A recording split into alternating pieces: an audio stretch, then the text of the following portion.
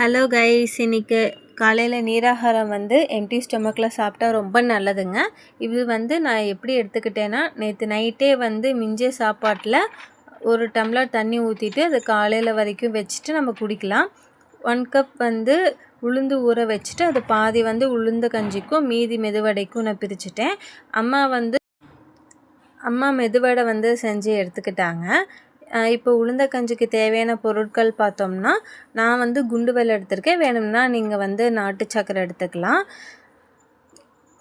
Next ஏலக்காய் தேவையான அளவில் போட்டுக்கோங்க. வேணும்னா முந்திரி கொஞ்சம் ஆட் பண்ணிக்கலாம். ஆனால் இதில் தேங்காயும் போட்டால் ரொம்ப நல்லாயிருக்கும். ஆனால் நான் தேங்காய் போட்டுக்கல. இது ப்ரெக்னன்சி லேடிஸ்க்கும் எல்லாத்துக்குமே நல்லாயிருக்கும். எலும்புக்கு ரொம்ப நல்லதுங்க. மெதுவடை ரொம்ப நல்லாவே சாஃப்டாக வந்திருக்கு. நீங்களும் இந்த மாதிரி வீட்டில் ட்ரை பண்ணி பாருங்கள்.